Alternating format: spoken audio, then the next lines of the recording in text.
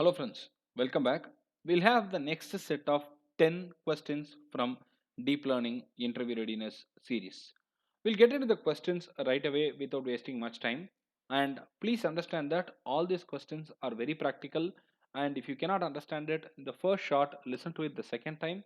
And if you still have some queries, you can always reach me out through the comment section and I'll be able to clarify your queries. Let's get to the first question. What is max pooling? It is very simple. It is all mathematics where when you do max pooling, you can reduce the dimensions of the input image.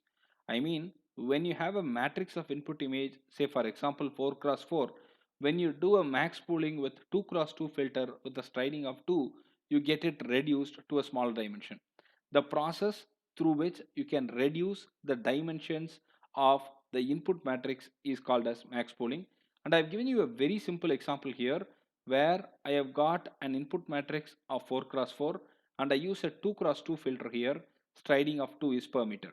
Now when I use a filter where I can go ahead 2 cross 2 filter, I can go ahead with max pooling with this and I will go ahead with this first setup, first 4 pixels. I mean the first 2 cross 2, and out of these three which is the greatest number?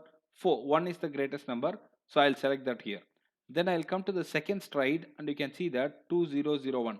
Which is the greatest number here? 2 is the greatest number here and I'll put 2. Likewise, the input 4 cross 2 has been brought down to 2 cross 2 through the max pooling. That's it.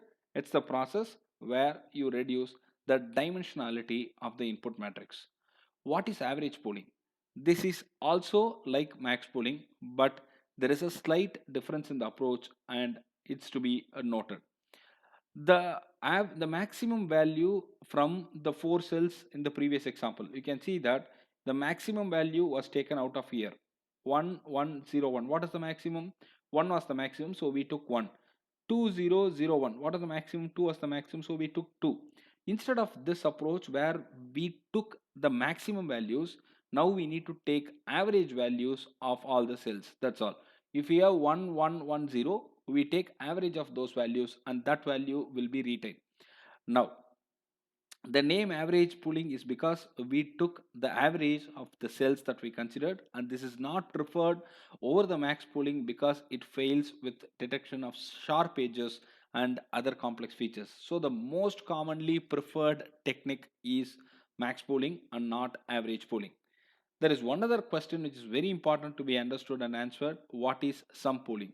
This is a minor variation of max pooling again, but instead of average pooling or instead of max value to be taken here, the sum of all pixels will be taken into consideration and that's the value representing that region. So sum pooling is also preferred next to the max pooling in most of the applications. So if you ask me what is the order in which you will prefer, I'll go with max pooling first, then I'll come to sum pooling, and then we will go with average pooling. That's the order in which we normally prefer. Now, what are the steps in CNN? Whenever we go with CNN, what are all the steps that we need to go ahead with? First step is we'll go with the convolution layers, then we'll go with subsampling, and then we'll again go with convolution layers, then we'll go with subsampling again, and then fully connected layer, and finally output layer.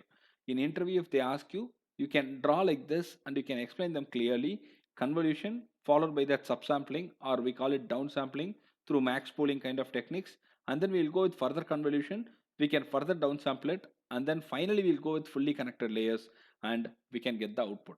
That's it. It's very simple. If you explain like this is sufficient, and if you want to go in depth into it, you may probably have to explain step by step on all this. Now what is flattening and why is it important? Flattening, as the term says, it flattens. The output from the previous layers will be flattened to a single vector so that they can be input to the next level during the final stages of the operation. You cannot have uh, multiple vector. I mean, it cannot be of different dimensionality. It has to be of single vector when it has to be processed in the final stages of the deep learning process. So there we need it. It really flattens, and whatever be the structure, it gets restructured as a single vector, and it is easy for us to process it. Now, what is the role of activation function in ANN? Very simple.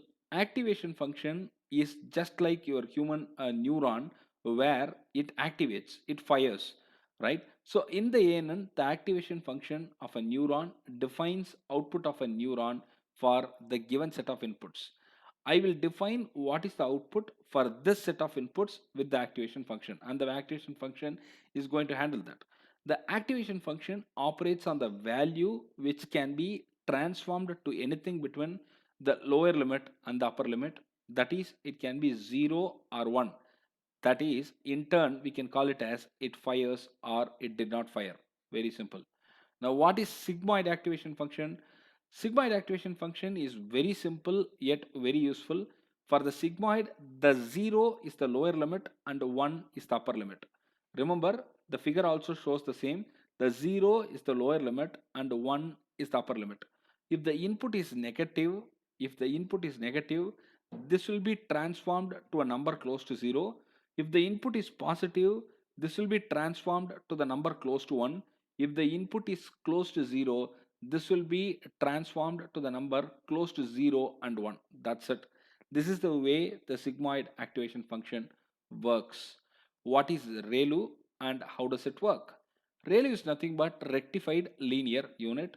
It actually transforms the input to 0 or the input value itself. Remember, it transforms the input to 0 or input value. It can be either 0 or the input value itself.